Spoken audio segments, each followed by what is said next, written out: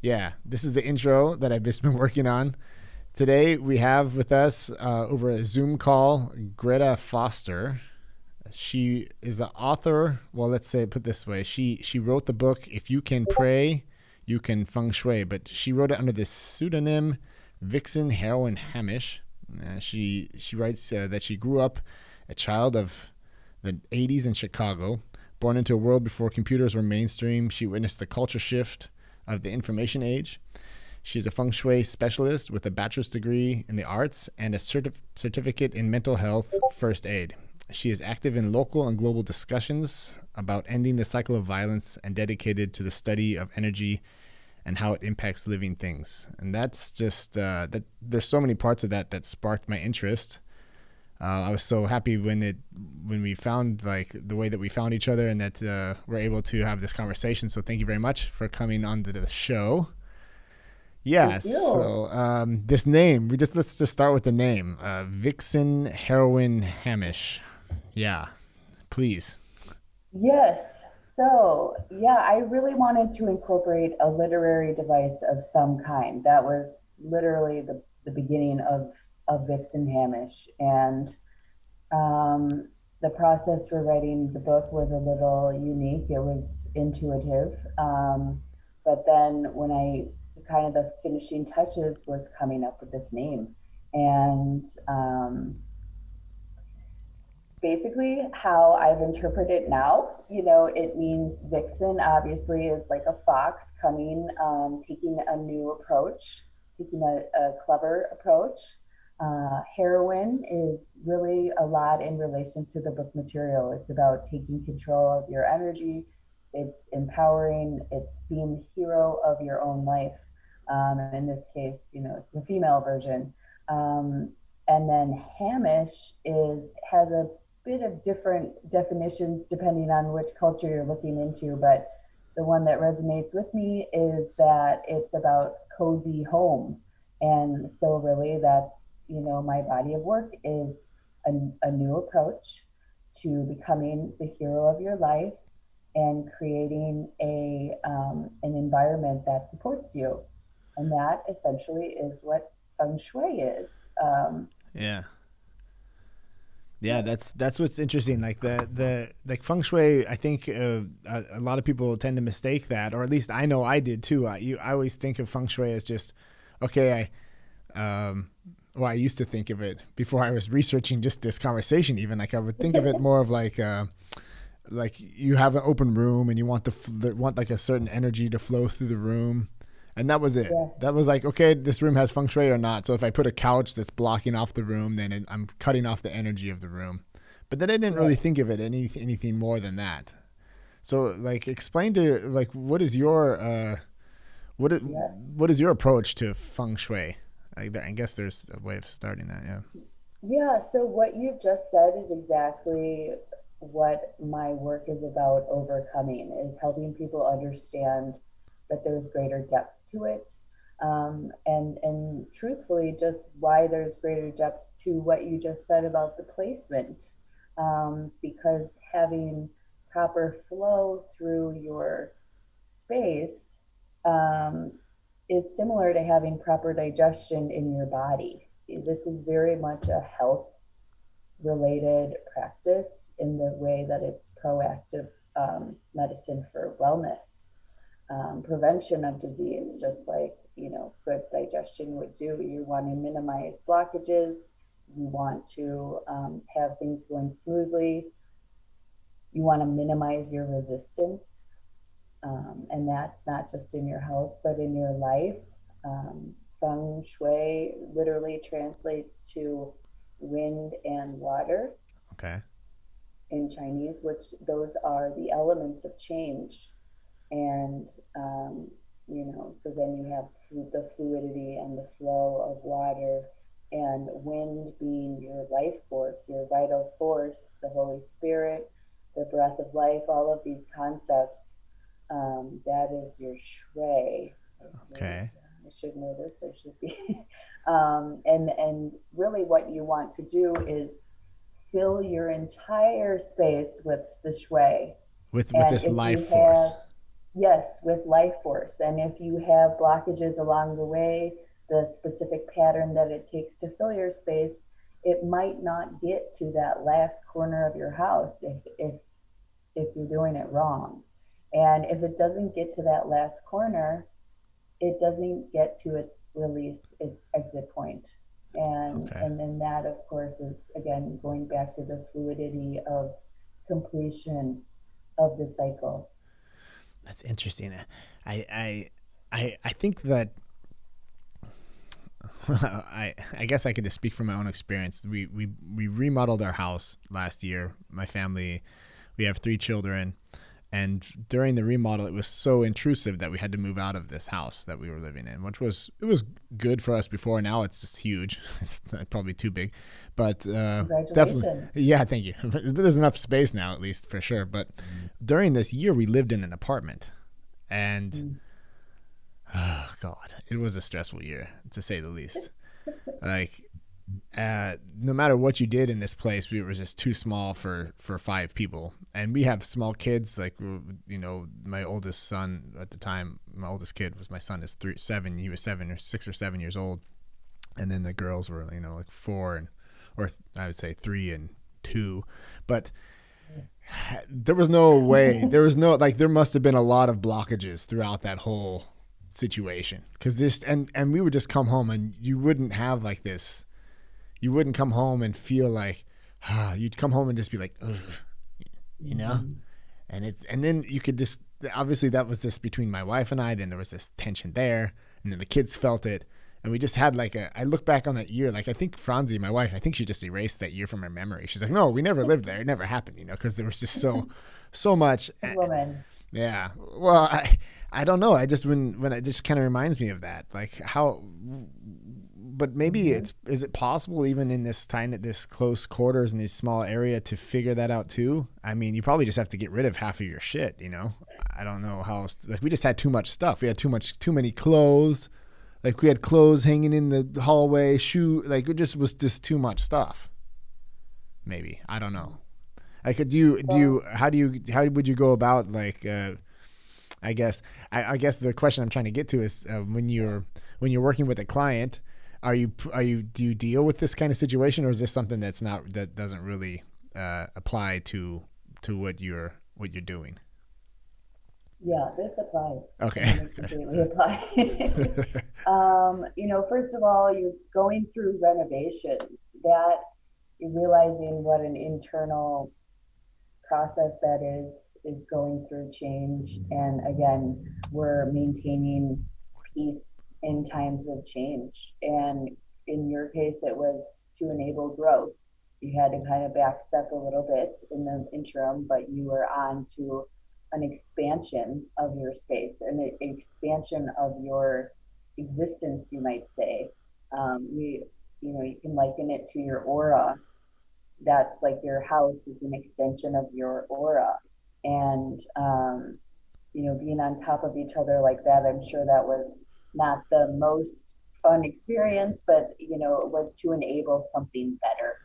And I think that's a lot of what this process facilitates, is that it's a little bit harder at first, but then you get to that greater level of relaxation. Why can't I say relaxation right now?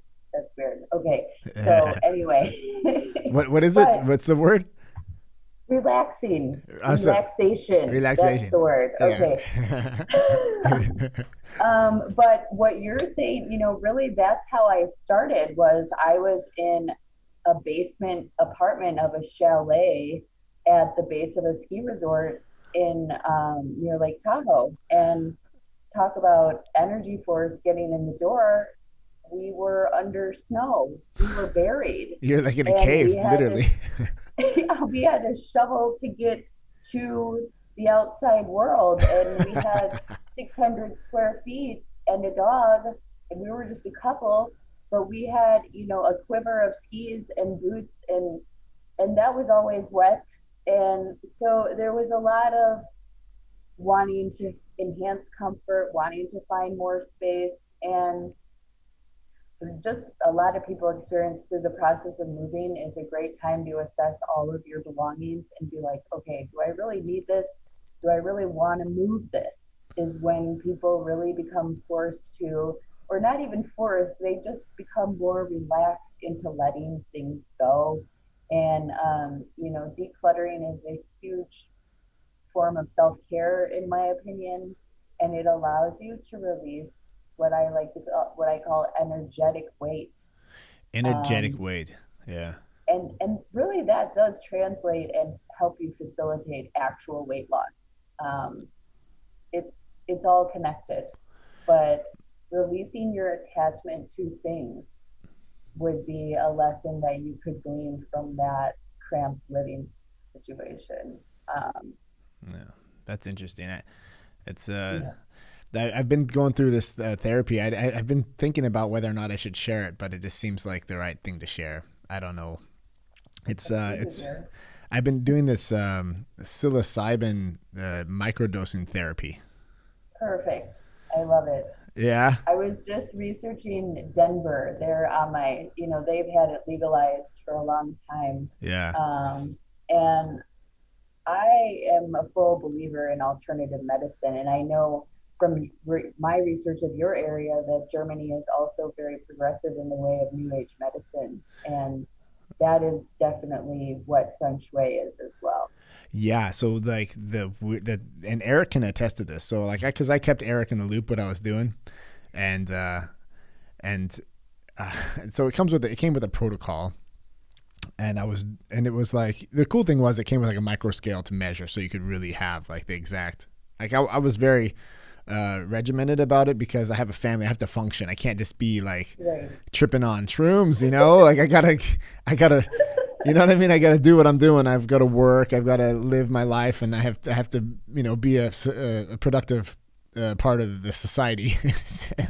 And so I was like, responsible functioning. Yeah. Yeah, but I'm like old enough to where I'm like, okay, I'll test the waters that's what this protocol was about. It was like starting with 0.2 grams, like a very minimal amount, and then adding 0.1 grams to that every other day. So you do day on, day off, until you felt a little bit of the, maybe you get a little bit of optics or something, and then you pull back 1.1 gram, and that's your dose. So I found that to be, for me, with my weight and how I'm built and with my metabolism, every person's going to be different, to be 0.7 grams where I would take it, and it would I wouldn't even really notice it.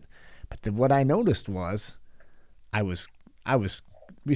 happened? What's the biggest thing that happened for you, Eric? Like I came into the studio. Yeah, we remodeled our whole studio. We uncluttered everything. Every little cable got entangled. That because when we first got here and we built the studio, we had like we have 4 microphones, and I could show you we have the what do you call that thing here in English? I say it in German. The rack? No, the Mischpult. What's Mischpult in English? Mischpult in English. Mixer, audio it's the mixer. It's the audio mixer. It's got like all the audio going into it and all that. And we had like just a rat's nest of cables because you didn't know what to do with them. And I didn't ever know what to do. And I didn't really ever really care. I just it all works. We're going to figure it out someday. We'll figure it out someday. And I just kind of put it off.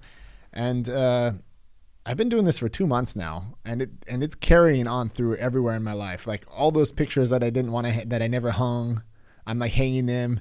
And like the garage that always just seems to never get cleaned up. Like on Saturday, I took like 6 hours, and I just was like, and I enjoy it too. And then I go in there, and it's like this whole thing where I'm just like, you just breathe in, and it's so relaxing. No, it's not about being proud of myself. It's more just like, it's weird how much that really changes your energy. And I've seen it. I have a good friend that's very clean. And I always appreciate, like when you get in his car, you get in there and you're just like, you feel like you're in first class, and you're flying somewhere. And like as opposed to when you used to get in my car and you just be like, okay, just don't get the banana on your foot, like. So I don't know if that that's like the most tangible thing I can say about this. That's what.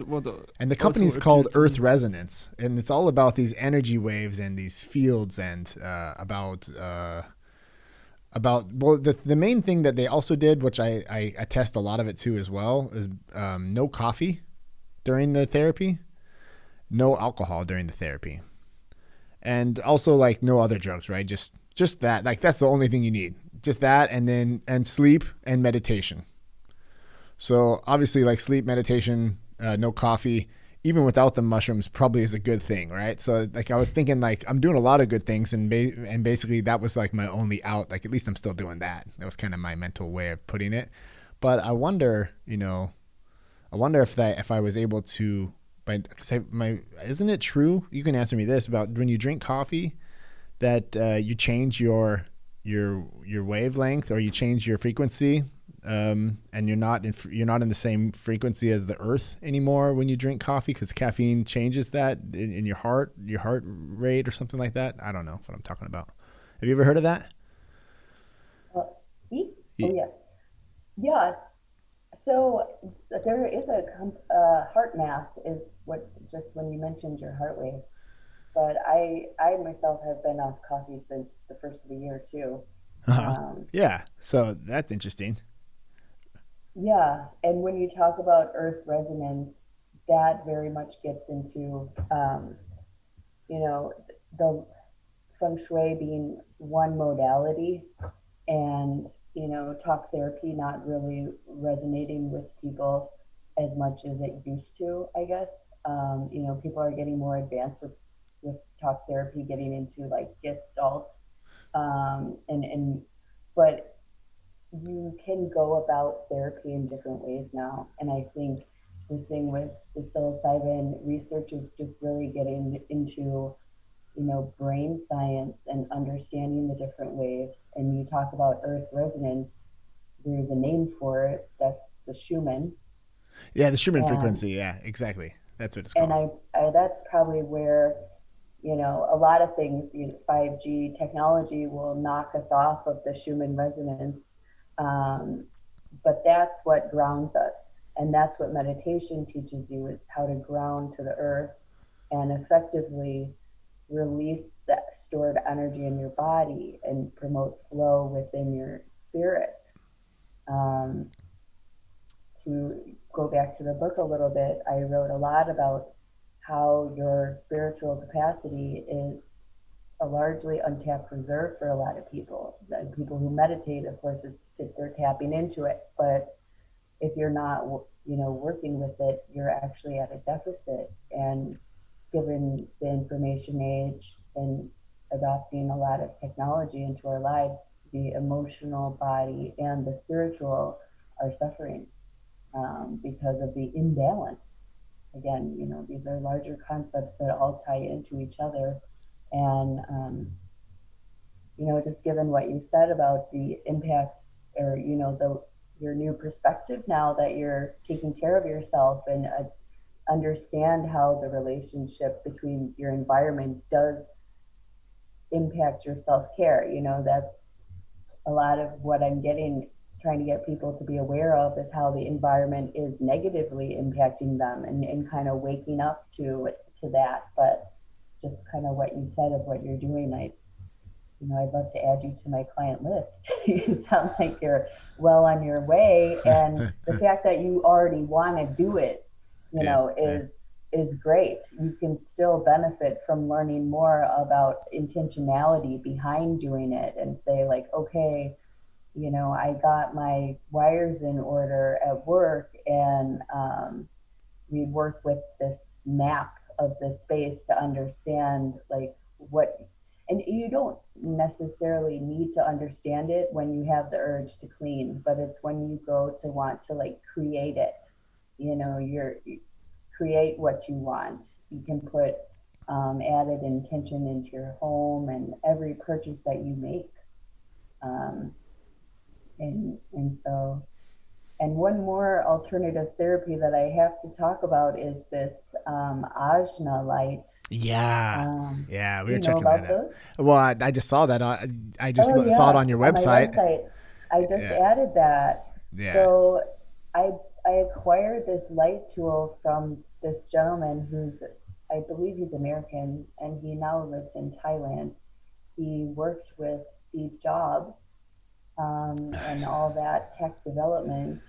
And it's basically this light tool that flashes onto your face, not like necessarily in your eyes, but your third eye um, is a photoreceptor, and that light stimulation connects to almost all the cells in your body, including the gut, which, you know, a lot of people are throwing up warning flags about gut health and For sure. soil health, even round up all the chemicals that people have used in agriculture would catch up with people.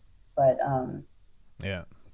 you know, that, so this light tool is very cool, and he has different programs. That's where the computer tech comes in, is that it's actually manipulating sequence of your brain waves to where they have a DMT simulator. Yeah, That's what I'm interested into, because so I've talked about this when, like, we do intravenous vitamin C and stuff like that, and like my wife owns a pharmacy, right? And so my I sister, heard that in your sponsorship commercial. That's awesome. yeah, I think, well, that's my little try-in for, it's promoting the businesses in the family, right? And so Sure. and since we do intravenous, I found this what's the name of the book? The molecule, the God molecule. Yes. This God particle. yeah, or something. Yeah, I listened to the audiobook, and it's about I forget the name of the doctor that did the most research on DMT, and he had clinical studies, and he was very deep into he figured out exactly like how much you need to intravenously inject into a patient to set off this how would you say it, psychedelic. It's a mind state it's a chemical in your brain. Yeah. It's released normally at birth and death. Yeah. Exclusively. Okay.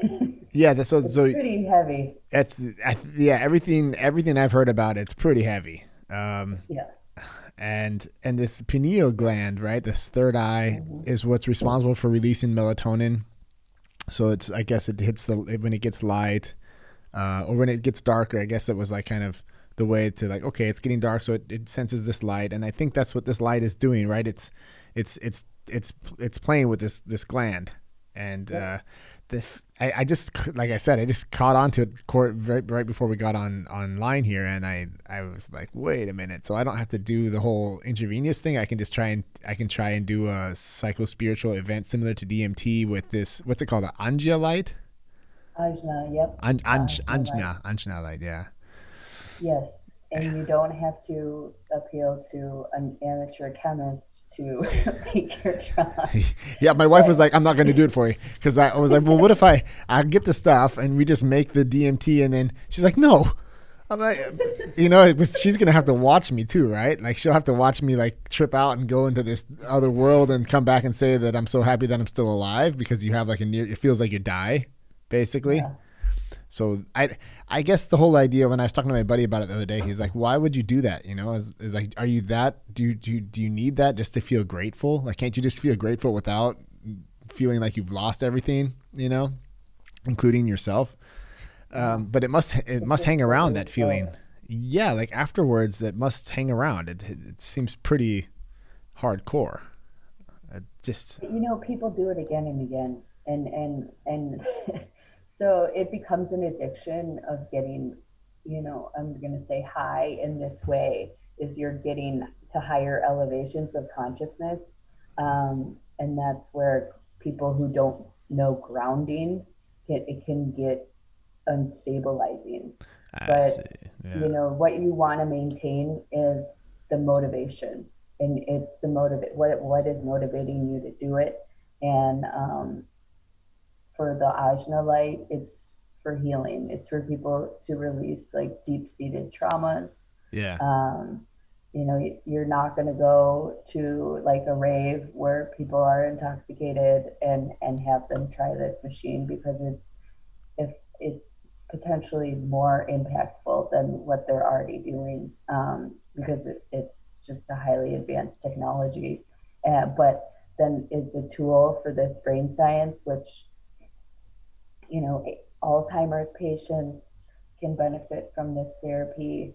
And if you look ahead, like of the agendas, you see Bill Gates and Jeff Bezos are perched right at brain science in the future. So it's the cutting edge of humanity as much as as a tool of empowerment, but also of healing, and then knowing with full consciousness what we're dealing with in terms of our health.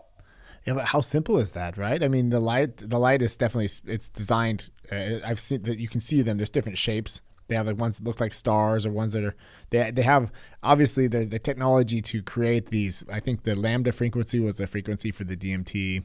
Right. Then you have what the theta, beta, alpha, gamma, yeah, okay, and delta. Okay.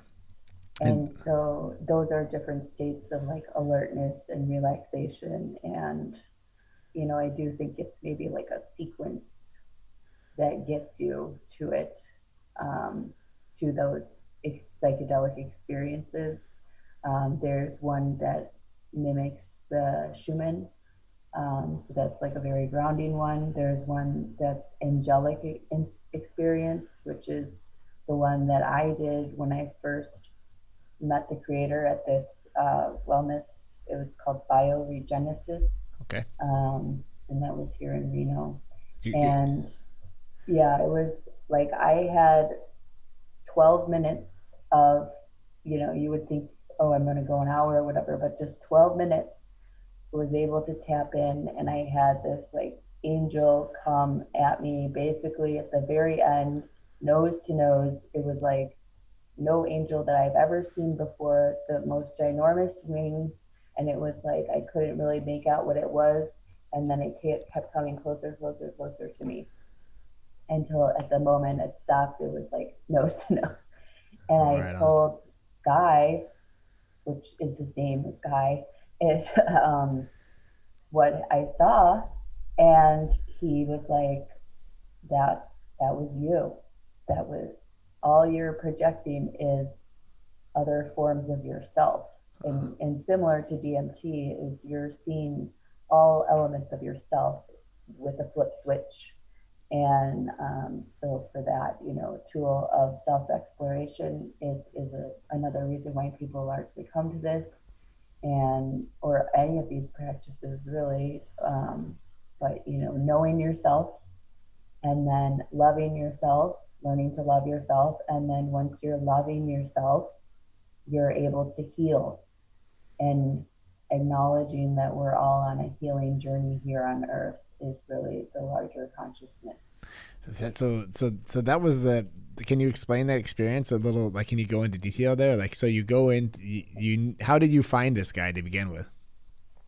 So I went to a 5D conference. I don't know if you're of New Earth concepts. 5D is effectively talking about the energy body of the earth has expanded. Okay. And so we have the fifth dimension now, where before we were not quite in that capacity because the earth was here. Now, since 2017, there's been a lot of turbulence with humanity, then that is related to the earth's energy body is expanding.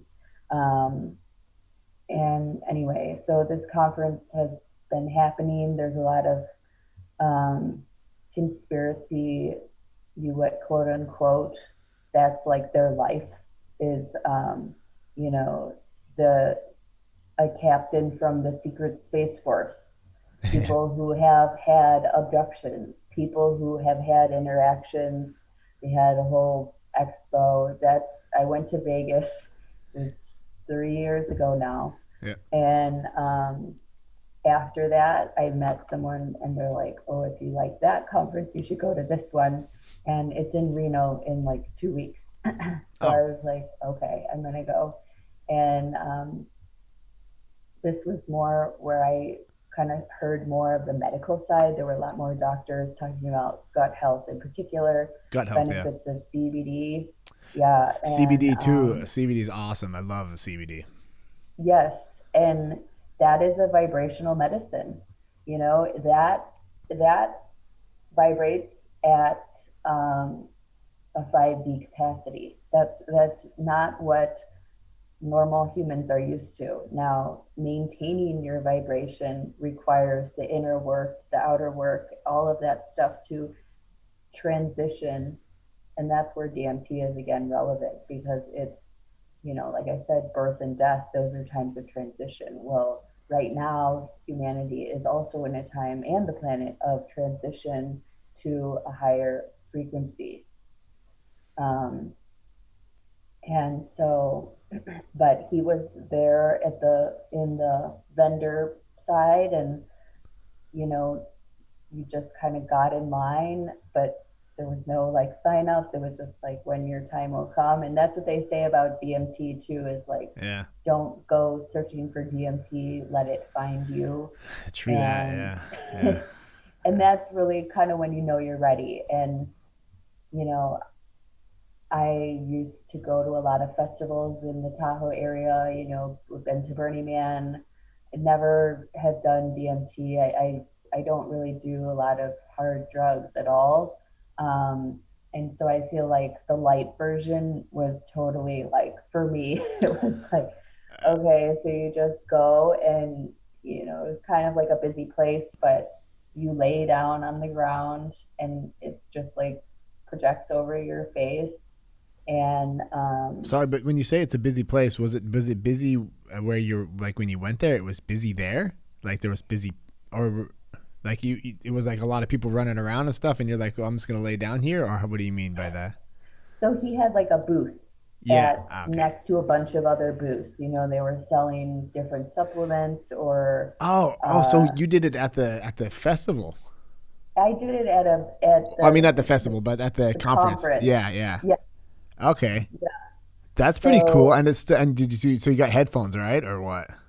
Yep, there's a whole audio track that goes. Yeah. I mean, you can kind of personalize it to whatever, but you listen to music. It's sensory deprivation. Cool. So then it didn't really matter. Okay, that's cool.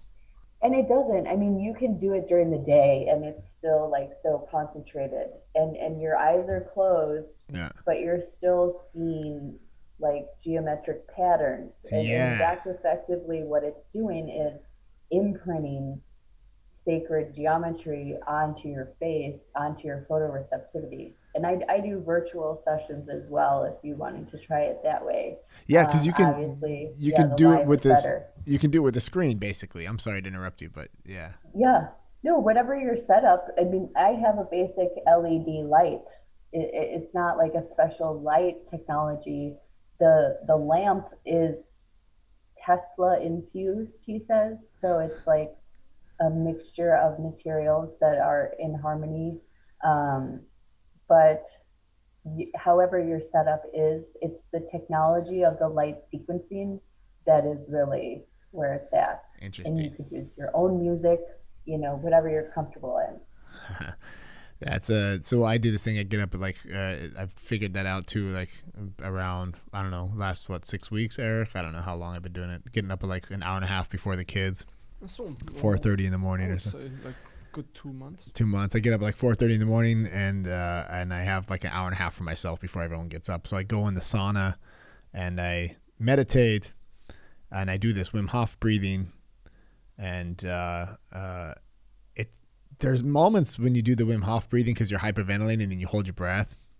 And there's moments when you where it kind of, when you have your eyes closed, it kind of you go into this space like where you it feels like you like, okay, I see it for a second. Like sometimes I see that there's like these things that happen. Like I see stuff, and it just if it's a geometric, or I've seen like a picture of my son like just smiling or something, and it's like just but it's like there's no color. It's just basically like white with like a kind of like a hologram looking thing, you know. Or sometimes I'll just see like white, but not like what the DMT experiences are, where it's like the people, they talk about kind of like when you die and you come back, they talk about this white light. Like it's not that intense, but it feels like it's kind of like maybe if that's level 10, I feel like I'm on level 2 or something.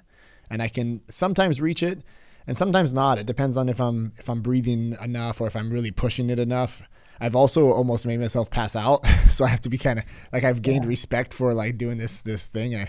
I only do it laying down. Like I even did it sitting down the other day, and I had to catch myself because I was like, I was trying to do it while sitting up, and I was in the sauna, and I was like going to crack my head. So I realized like, okay, next time when I hold my breath, I have to lay down so that so then you can't fall. You're just already on the ground, you know?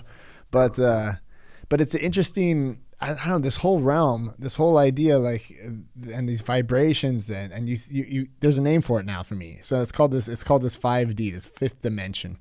It's when you say that, it sounds like, even when you were saying it, like you were like trying to hold back, because it seems a little like spacey, or like, you know, I don't know how you would say it, not spacey, more like a conspiracy theory type of thing. And I know the thing is, like, I have like, you're not going to hear any resistance on that side from me, just to be square with you. Like, I'm open to everything. What's that? Let me convince you right now. Yeah. It is something you kind of have to defend, because then you have 5G out there, and then you're like, no, I'm talking about 5D. And don't want to mix those two to up. Cover it up, you know, with 5G is, you know, impacting our ability to go to 5D. But you know, what you're talking about too is exploration of the mind and going to higher levels there. And the spiritual community has been talking about a paradigm shift since 2012. And you have to seek it out at this point. You have to go for the information. You can remain sedentary and keep your head in the sand on this, or you can literally find out what it is and go to the next level of your existence. And I just thought it was so interesting to me, like the last 3 conversations I've had on Podmatch, like that's how we found each other, right? And so like the last 3 you're the third one. The first 2, like, it's like I wrote my profile and I'm searching out like philosophy, martial arts, things that, like, just putting it out there, right? Mm-hmm. And I'm getting the answers back like instantly. I'm having conversations with, like, basically like all these topics I've been talking to you. Poor Eric. I just sit here in front of the camera for like the last year, just trying to flesh out my own ideas and own things. And it's like I finally feel like I'm talking to people that are also searching for the answers. And I'm impressed in general. I kind of want to just almost change topics and talk about you writing the book. Like how is that? Like I would love to figure that out. I've tried multiple times to just write a book. It's like, okay, that sounds so weird. Like, just write a book, you know? But it's putting all of these ideas and bringing them into one piece of work takes a lot of commitment, takes a lot of sacrifice. I think that that blank page, how do you get over that? You know, just getting into that. You must really burn for this topic. It must be something that really means a lot to you. It really was the beginning of my understanding. It was like, okay, I'm going to flesh this out. And truthfully, it was the title that came to me first. Okay. And then it was like a collage of all of my writings. I have always been into poetry. I've always been a journaler, and not so much that I'm so regular with it, but I have a lot of my work that I was schlepping around with me, you know, in spite of my move from Chicago. You know, I brought these writings, and I was like, okay, I need to put this into play. I need to get it out of my space. I need to bring it up to the next level. And through Feng Shui teachings, you know, I started as a hobby in 2009. In 2013, I got a professional certificate and learned a lot more about the techniques that are used to read energy, and one of which, you know, helps you develop your intuition. And through using those tools is how I crafted the book. And, Cool. not to minimize it, but it's 66 pages. It's not a thick book, but it served me well to provide a baseline of my understanding and values, and really getting to this idea of the human spirit became more and more relevant as time went on, to where I look at the book now and I'm like, whoa, I wrote that. I wrote that 3 years ago. Like, and here's my understanding of it now. And here's the clues that I would say my intuition, or you would liken that to your higher self, even Mm-hmm. that angel that was there then was guiding me to where I am now. And, exploration of the self. A lot of times I hear, you see celebrities, they have like an alter ego.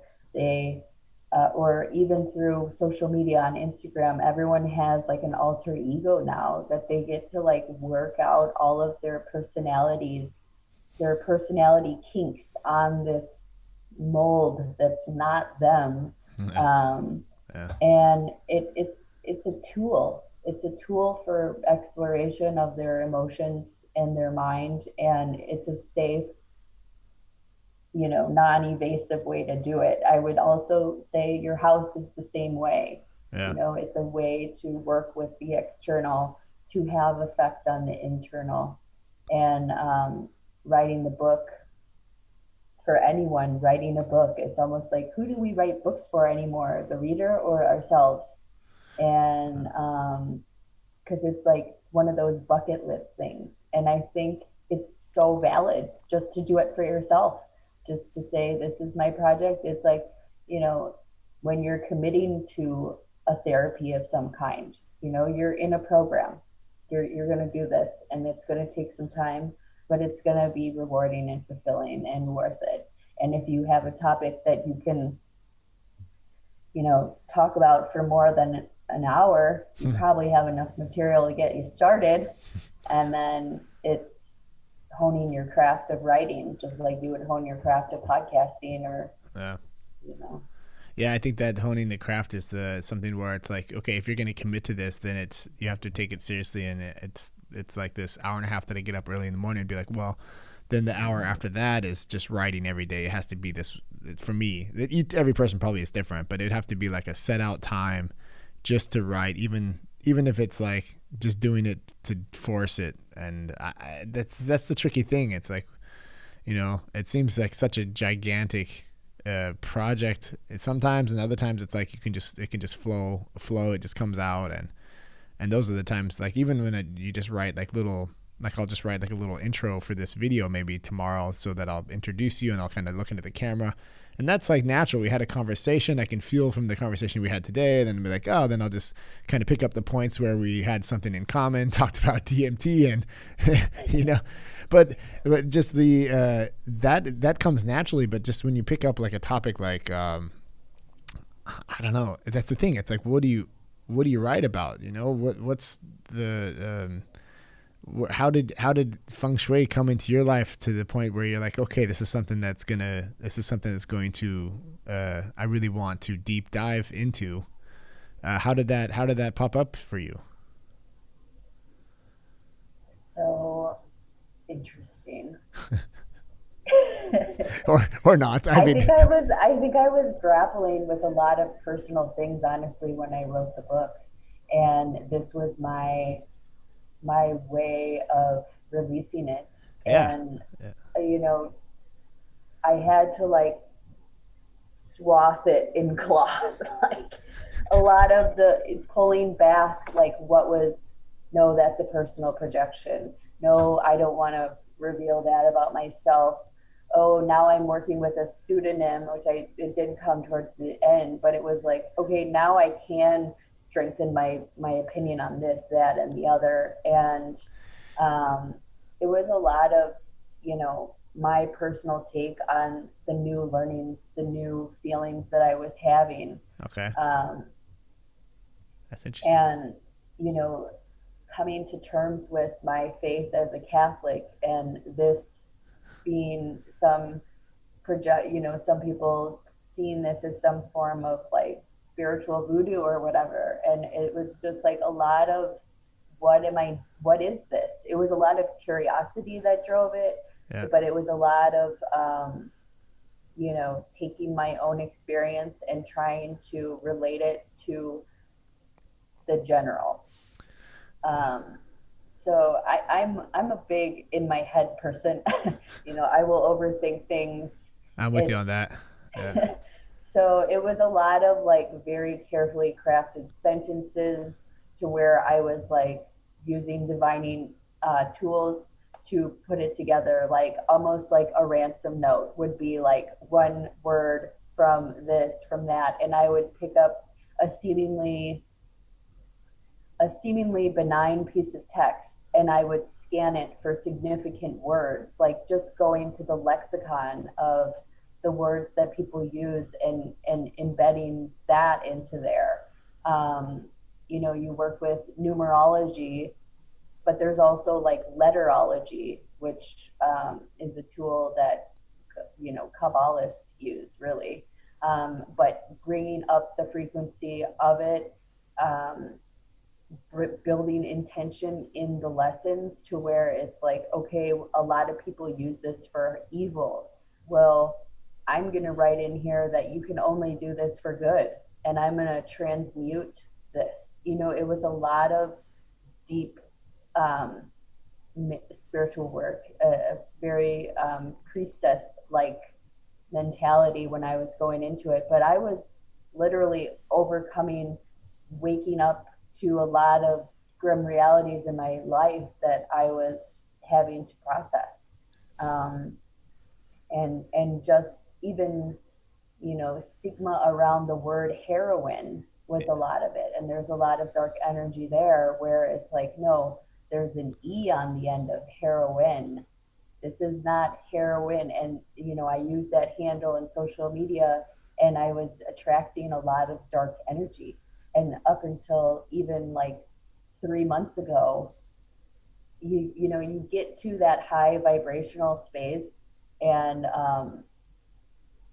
a lot of what's there is supernatural, and it's not all good. It's not all rainbows and unicorns. It's I've people heard who are using dark arts get that high vibe too. Yeah, that's something that's do you know who Aubrey Marcus is?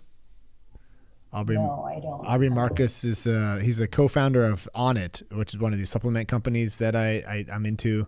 It's based in Texas, and he has this little it's a big company, but he had this documentary. He went into the jungles and did ayahuasca, right? This tobacco leaf that's also, I think he also saw an angel. It makes you vomit. Yeah, the purging, that sounds hardcore. Yeah. That's like the biggest turnoff. But it's similar to DMT in the experience in a lot of ways. And why did I bring that up? Because you said something, I just lost the reason why. At the beginning, you just said, the high vibrational supernatural. Yeah. So like the first white guys to go down there and like kind of go into this jungle, and they're like, hey, let's do this ayahuasca. I heard it was, and you're sitting there with a shaman that's maybe not your friend, and you're tripping out on this stuff, and you're purging and doing all these things, and the vibrations of the other people all along on that trip they become one. So he talks about in multiple conversations on his podcasts too. He'll talk about like one of his best friends where he's done these journeys over multiple, like over 10 or 15 years. They're talking about the first time, and they had these conversations kind of like what you just said, like there's that vibration, there's also evil there, and you have to be ready for it, and you have to be, we're in this very vulnerable state, and if you're not ready to fight it off, it feels like these other guys in this circle around the fire in the jungle wanted to kill him and end him in that moment, and he had his buddy, and they came back out of it, but that was all happening it wasn't happening like physically, like they were just all sitting there just tripping on this ayahuasca, but the spirits were fighting above the fire, And it's the way he talks about it, he wasn't making that up. Like it's just like, you know what I mean? That's the problem with all this stuff too, is like, if you're not open to it, you just dismiss it to a whole bunch of like, you just, and some of the people that write these books, these people that get into, like, scholars, people that are shunned by their peers because they're writing, they need to experience the psychedelics that they want to write about, and how far do you get? How can you create a career about psychedelics or about these different spiritual experiences scientifically without having them yourself? And if you do, then you go to the dark side, you never come back. And it's like this whole thing where it's in flux right now, though. I think the latest author, I'm trying to remember his name. I have to look. I actually got his ebook real quick. I haven't finished it yet, though. He talks about this, and he hasn't gone to the dark side yet. He stood clean. He hasn't done any of the psychedelics or any of the drugs, but he's able to write about it enough to where now he can do it. It's almost like he made the point where he can go after the fact. Let me find it real quick. It was called, what was it called?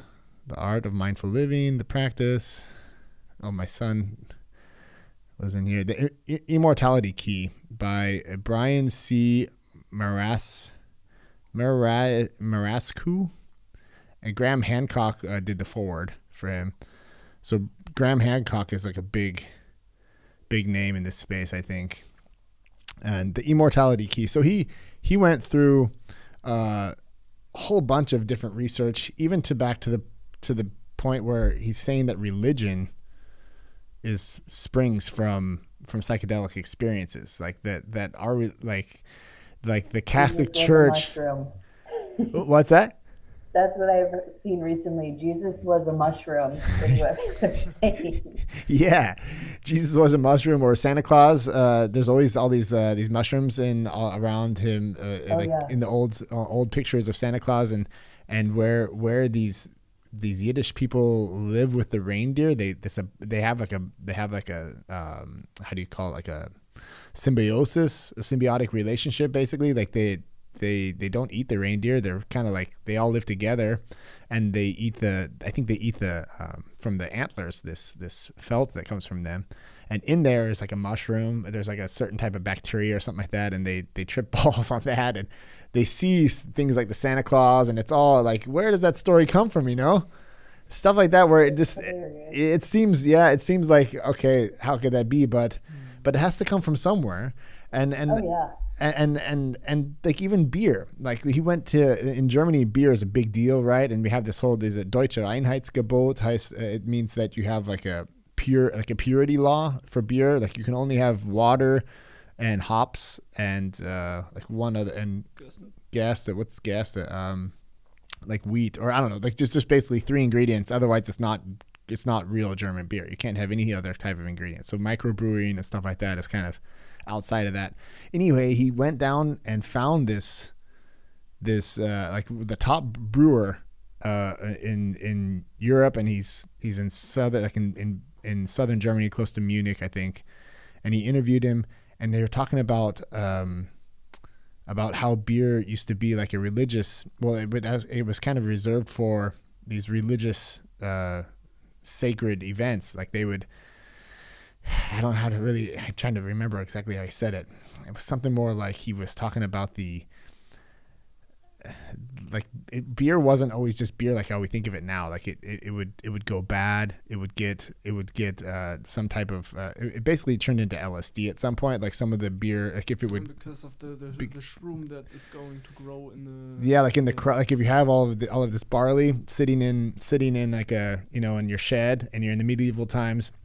Like you go out and you grab it, and then you go to make your beer out of that, and it had like a certain type of Schimmel in English. What's it? Mold. It had a certain type of mold on it, and that's what created this psychoactive.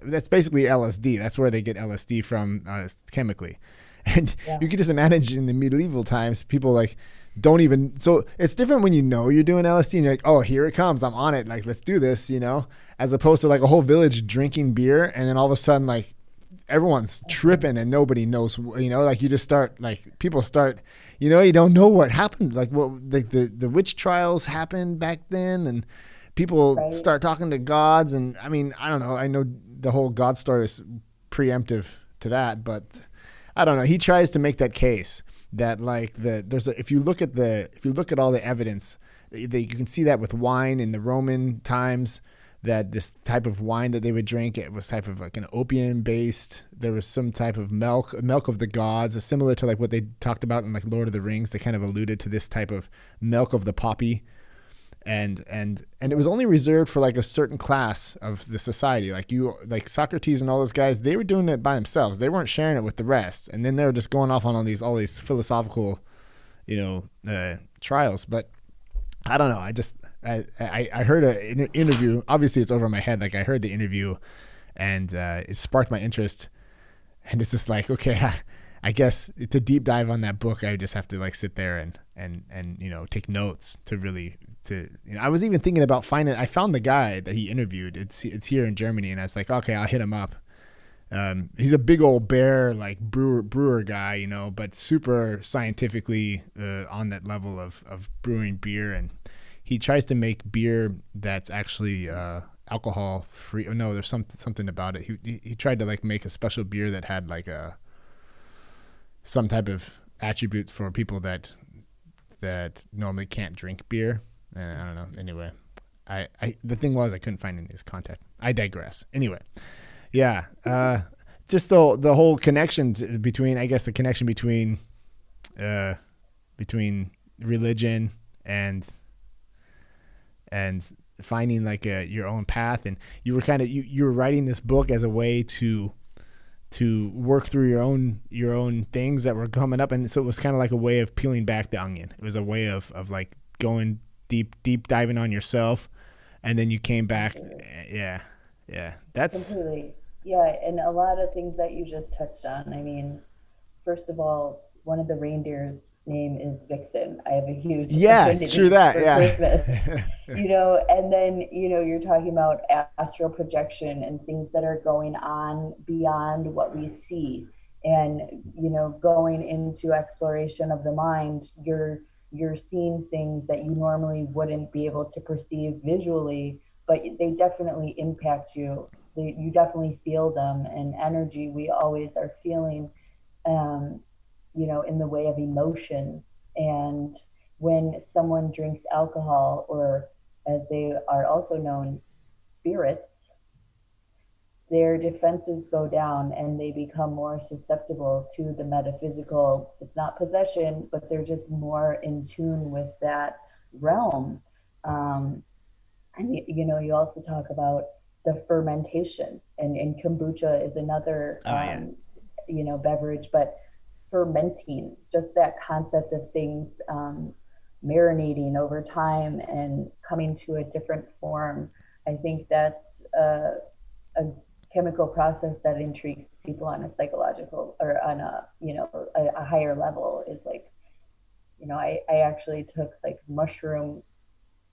old mushrooms once and had like a super bad trip. I'm like, okay, that was like mushroom dust. It was like either high potent, but it had also maybe molded itself. Recently there was a test, I think like a large percentage of the marijuana coming out of California right now has mold detected on it, and that actually produces a really scary high for people, and has a lot of impacts on your brain. So I did get a pre-roll that was like tampered with, in the last year or so, and I had like a really weird high.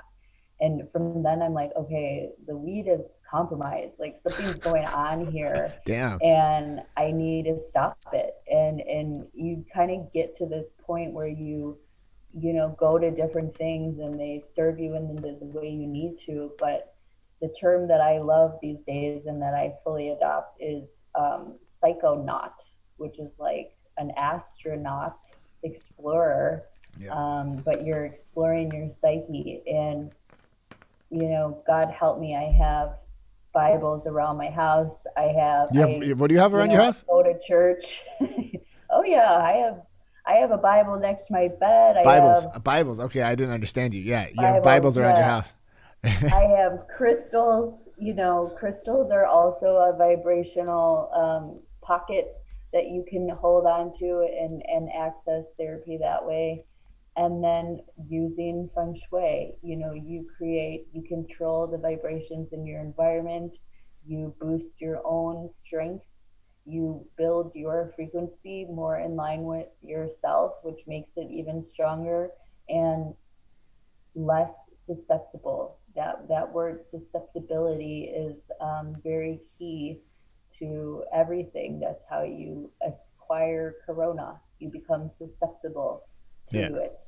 How do you? I And was just going to ask you about that. How do you feel about that? Like, how have you been dealing with the whole Corona idea? so it's been interesting. I mean, I understand it vibrationally as, again, it affects low frequency, be it via their preconditions, their health.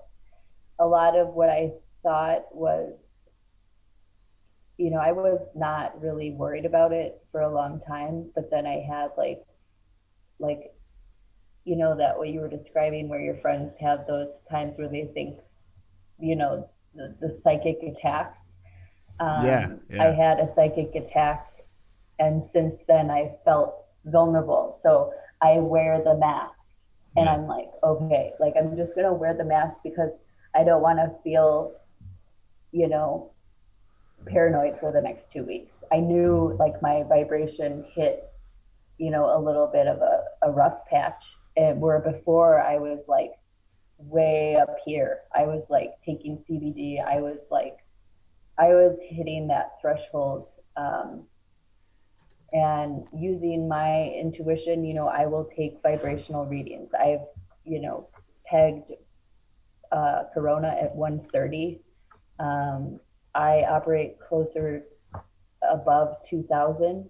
You know, beyond it fluctuates day by day. that's interesting But that you have a number for that. So you actually have a number for the vibration that you find yourself at. well, right, and I've been tracking it to Yeah. where it was like, okay, 500, that's love. That's where healing begins. Okay. That's in 3D. Once you get to states of enlightenment and beyond, you go into this 4D state of transitioning to the higher level of 5D, which happens at 2000. Now you're, 900 to 1350 or so. That's going to be those dark night of the soul, a lot of difficult times, a lot of pushing through the grit of it. But in terms of for your house, the best thing you can do is like 500. You want the resonance of your house to be 500. Those are inanimate objects. They are not living and breathing. They don't have the higher capacity that humans do. And so, you're just facilitating healing. And then beyond that, I try not to get so paranoid about it anymore, honestly, because I realize that I don't want to keep pushing. It's like I don't want to keep pushing to that high vibe because it's not safe right now. It's just literally not safe. And that's again with the Ajna Light, small doses. Yeah. But it would be like pick your fruit, pick the right fruit, pick the right batch of eggs, eat the right foods for your constitution, your body. That may not be exactly what everyone else, it's different for everyone. Um, What? but yeah, just coming to this, higher understanding of yourself. And then, now I'm kind of switching gears from personal development into work development and bringing my message and my work to a greater audience. And so that's definitely shifted my focus from charging to the final frontier. Now I can hang on the frontier, I can talk all about it, and I understand, I'm aware of what's out there. It's not, and so, I can talk about it and I can circulate the information, which it really is, information age from computers, but the age of wisdoms is when we've integrated the information and the humans regain their control of this tech AI boom. I was just gonna say, artificial intelligence. Yeah. So I got two questions for you now. So like, how are you on exercise? Like, what do you think about exercise? Like, what do you do about that? I think exercise is awesome. I go for walks daily. I have kids. We go for walks. I also do like strength fitness. It's like just knowing that there's energy in my body that I need to burn out. Yeah. And by via of, strengthening myself, that strengthens my core. That is protection for me. Yeah, for sure. See, that's the thing that I think of, like, you just don't hear in the media about everything that's happening. It's always like, protect yourself and do this and that, but no one's talking about like take your vitamins and go out and get fresh air and get exercise and get sleep, drink water. It's like, no, just wear 3 masks, It's like right. And that's again like Eastern medicine and coming to the pioneer, or Western medicine coming to pioneer a new way of conceptualizing health and how we can support ourselves in the ways of health. And a lot of what that is painting the picture for people. And I think me and your wife actually might connect on this really well, is like painting the picture for people of what the alternatives are, and then demonstrating how they work, because people are so reliant on, their doctor heals them, their doctor tells them what's wrong. It's like, no, you need to get in touch with it for yourself, because all your disease, all your healing, all that's happening in your own brain. And so you can effectively control it. Now, I don't know if what we're getting to in that respect. Some people are like, why do you really want to live to be 100? Like, why do you want to do that? And that's a question that begs to be discovered, I guess. Yeah, I always say that too. Like, cause my wife's like, well, why would you want to be so old? I'm like, well, if I'm doing good, like just pull the plug when I poop my pants. Like then, you know what I mean? Like then I'm good. Then Yeah. it's like, then just give me the get out of jail free card, and just let me go. Cause I don't need that. Like that phase, I don't need to do that phase twice in my life. Right. But when you become a burden on the caretakers or your family or quality of life, I think improving quality of life, the sad thing I heard over the corona was like how people with diabetes are so much more vulnerable, and like, the state of their life is that they end up, it takes a lot of work to maintain their health, and they just die of hard work. And I don't think that's exclusive to people with diabetes. I think a lot of people get run into the ground, and because of how they think they have to live their life, and encouraging more lifestyle freedoms, and really improving their home condition, advancing housing conditions, and helping people live a more comfortable life of dignity. Dignity is like a big word there too. Yeah. Yeah, it doesn't. You don't really have to have it doesn't have to be a lot. It's like, but what you do with what you have. Who was the woman from Game of Thrones? The Khaleesi. What was the name of that actress? Didn't watch Game of Thrones. She was in a new movie, and it was crazy about her heart.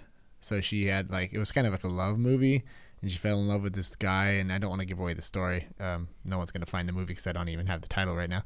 But the dude that she was dating, like when they got to her house, he had like a tiny little apartment in New York, like just basically like a room, right?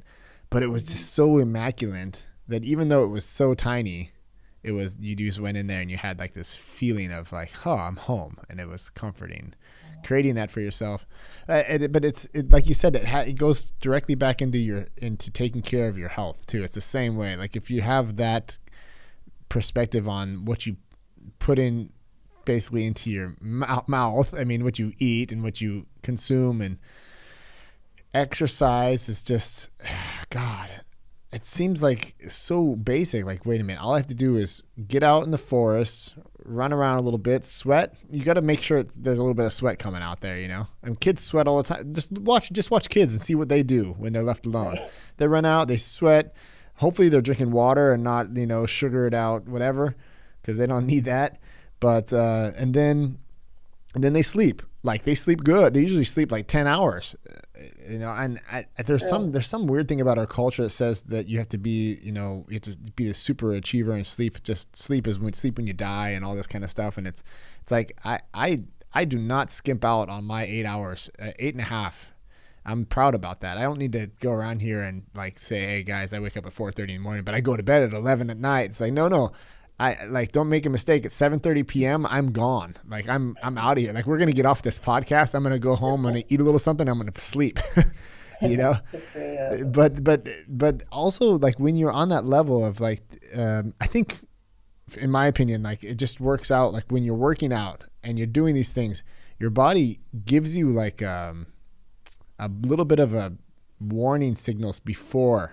Like you kind of said, like with the, like if you're fit and everything's working, like you don't just get sick. Like I used to get sick. I remember when I didn't work out to do anything. I looked fine on the outside, but I think like I was totally on the other spectrum as far as taking care of myself. I just ate whatever, didn't really sleep that much, didn't work out at all.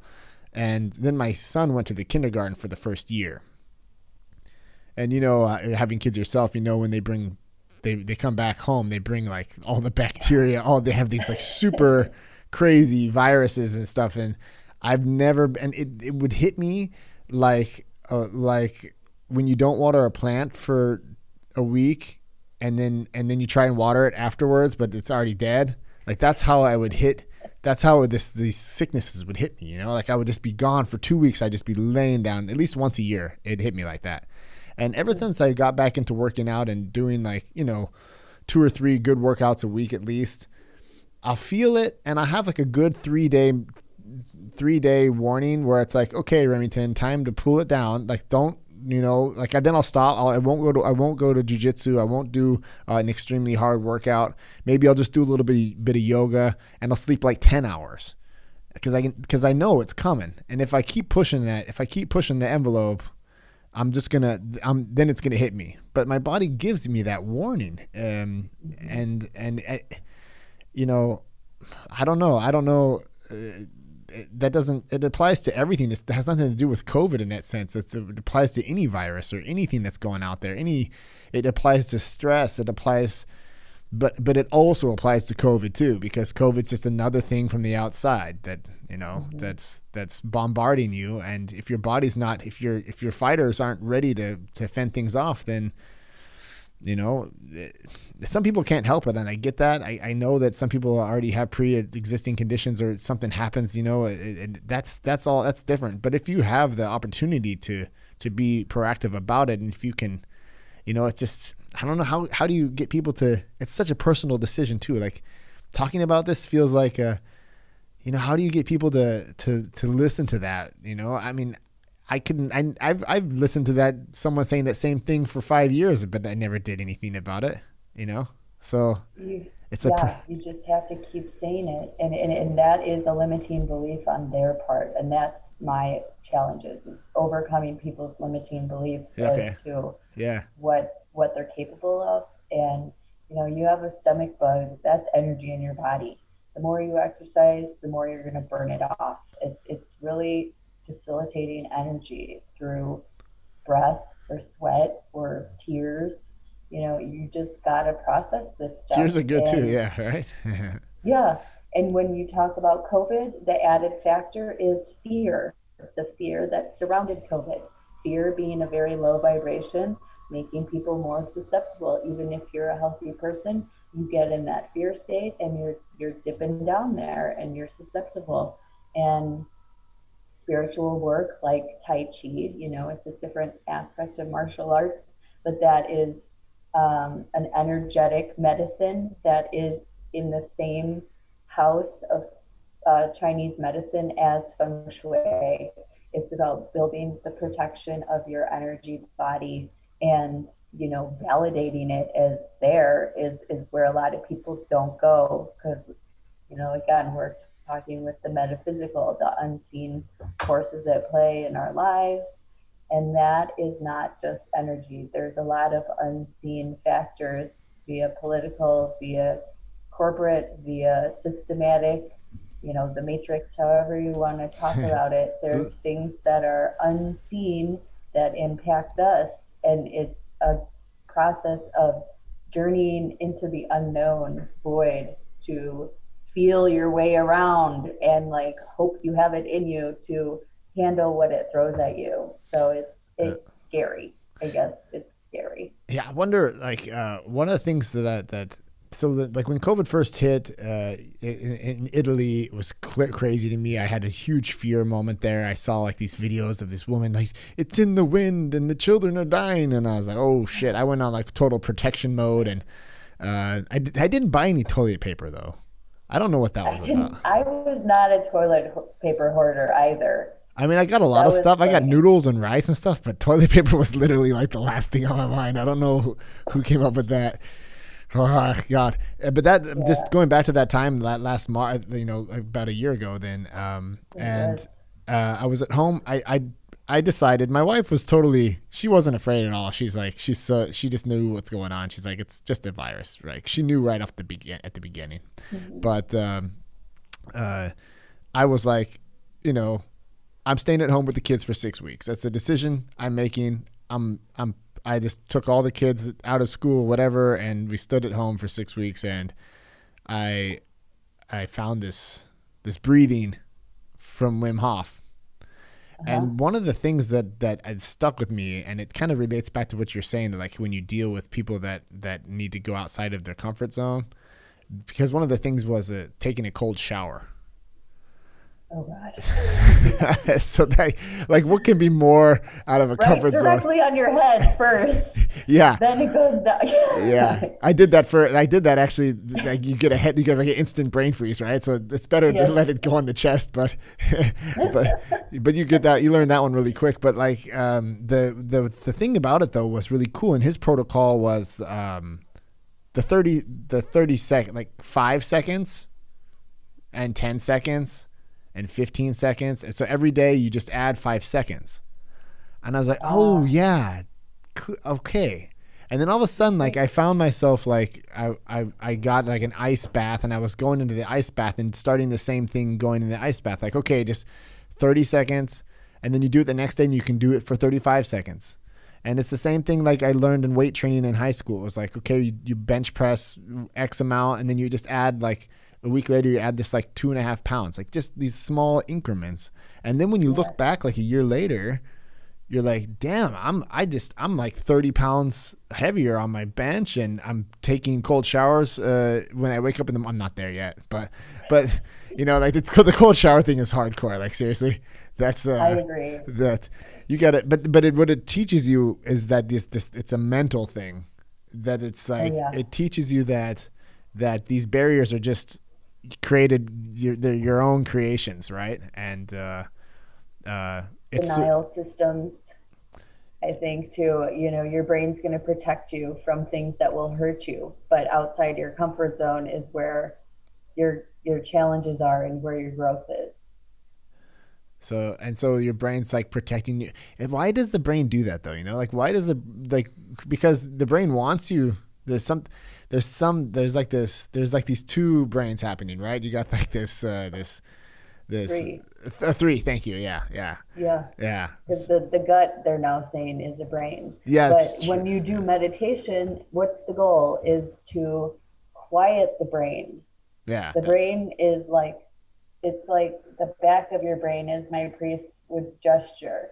Listening to your insight and your heart is where you should. The shoulds, that's the back of the brain. Yeah. Okay, so I need to check myself there. But going with your heart and your intuition is overriding the brain, which is the ego, I guess. The main function of the brain is to function the body systems and be the control room, not to be the controller. You need to maintain control through your heart center and, nourishment. The gut is where all your consumption comes into play. I'm totally with you on that though. Like my wife being in the pharmacy that she is, she's into this whole gut biome thing. We have this probiotic product, and I'm always like her guinea pig. She brought home like a drink. It's like basically it's a kombucha, but it's like pharmaceutical grade. I don't know if it tastes similar. It's very similar to kombucha. And we did it, but we just did like little shots of it in the morning after fasting, and then you do a shot of that for 30 days. We don't need to talk about what happens. We all know what happens. Right. But what I noticed was my mood. When I take probiotics, I'm in a better, like I'm more positive. It's weird to say that. And so Franzi tried to explain it to me, and there's multiple, there's a lot of good, there's actually a good documentary and also a good TED Talk. I found a couple of good TED Talks about a doctor that I watched it together with Franzi. Because when you have a C-section, when a baby comes out, when like it's a C-section baby, they're not covered in this, there's like a certain type of, bacteria that also goes directly into the gut biome and creates there's like 3 or 4 main probiotic or good bacterias that are like your Stamm, what's root, like your root bacterias in your gut, and you're missing one when you don't come out naturally. Yeah. And so he knew this going ahead, and he knew that his wife was going to have a C-section. So when the baby came out, they coated the baby in this bacteria that was bacteria. Yeah, and he also, because he's a researcher, he traced his child's gut biome from birth on to like I think that at 7 or 8 years old, and you can see like when the kid would get sick and get antibiotics, and then they would get probiotics after the antibiotics, and you would see like how the good bacteria versus the bad bacteria were in this child's in this gut biome.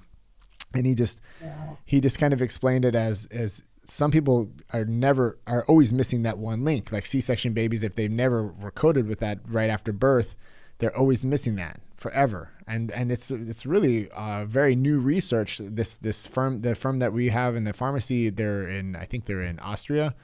But it's also they're also Allegro Farm. I think they're also in the United States because we've sent them to my parents too. It's a great probiotic, and there's different ways of taking it. There's a powder form you just put into your water in the morning, and you just mix a little like a minute. You let it set up for a minute, and there's got like 8 or 9 different probiotics in there, and gosh. It's a whole nother thing to think that like this gut, this is my wife calls it the first brain. She says that's the original brain. Then it kind of created the connection to this brain, and then all like what we got here on the frontal cortex. This is like this is like nice for meditation to kind of get you to quiet all this other stuff going on. But when you listen to your gut, right, there's something there too, right? Like when you like, oh, my gut's telling me something, and it really does. Like, yeah. The gut feeling, that's totally valid. And yeah, I will see like a pulse in my gut too. And I just remember reading, when we're little, your heart and your brain are just so connected. And then as you grow, they literally distance themselves from each other. And, we're coming from our mother's womb, sacred womb, and I could see where that would be the origin for sure. Yeah. Your source of nourishment being your belly button as a fetus. Yeah. Yeah. Last night when I was stretching I was stretching in Jiu-Jitsu afterwards, and I got into this fetal position, and everyone was like, "What are you feeling?" I'm like, "I love it right here. This is the place to be." It is. It feels nice. Child's pose is another one. Child's pose, yeah, for sure. it's a good feeling. Sometimes just to chill there and breathe in and breathe out. Yep. Yeah. Yeah. You want to pull up can you show it? No, you can't show her my screen, huh? Or can you? Of course. Yeah. Oh, you can? Should. Oh, there you go. Can you see that? Okay, yeah, I'm writing these down. So basically, our business model is we do, we promote health products to kind of support people's growth in their journey with Feng Shui. So I'm always looking for a good probiotic. Actually, this is perfect. This is I think I have to ask my mom because we used to just send it to her straight from Germany. It's all in German on this website, but she found it. She said she found it in the States. I wonder where she got it from. I have to ask her. I'll write you after the podcast if Yeah, let's keep in touch. That would be awesome. Yeah, thank you for sharing. Yeah, for sure. Like, see, that's the kind of stuff I love to share because it's when you had that experience yourself, and even though like the 30 days on this kombucha stuff was probably not like the most, I don't know, I felt like a guinea pig. Seasonal. It's seasonal, I think. It's something to try. You're not going to do that for sustained though. Yeah, exactly. Like you do it for 30 days. It's kind of like a cleanse, and then, but it's not like the cleanse on ayahuasca, at least. Yeah. Well, but then, you get someone taking a probiotic. It's like just a small mindset change like that. And then you go down that positive, a good rabbit hole of what else can I do to be proactive about my health? And that's the wave of the future in terms of healthcare for me is, and a lot of Qigong teachers will tell you this too, is the future of healthcare is self-care. And for sure. That's exciting, I think, that because we're coming out of this like disease mentality and I don't know. Now, being the probiotics, exactly. Like it's because sometimes the feedback loop is too far away.